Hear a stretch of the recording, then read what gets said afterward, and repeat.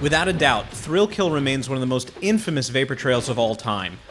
A brutal 4-player fighting game that took place in hell, Thrill Kill pits several damned souls against each other in a fight for their chance to return to the world of the living. The unusual characters included a cannibal who hit people with a human leg, a freak in a straitjacket, a dominatrix wielding a cattle prod, and a midget on stilts, who coincidentally was actually a dead politician who hated violent video games. Instead of health meters, players build up their rage meter, so the most aggressive fighter in each round is actually the one who got to kill one of the remaining competitors. It was to be the first 4-player 3D fighter on the PlayStation, and it featured amazingly gory and distasteful and pixelated stuff. But in fact, it was actually just too sick to survive, and that's why it never came out.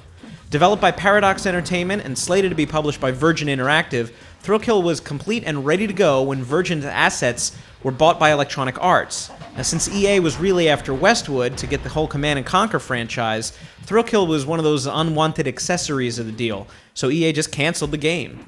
According to EA Director of Corporate Communications Pat Becker, the product doesn't meet our standards for subject matter and appropriate content.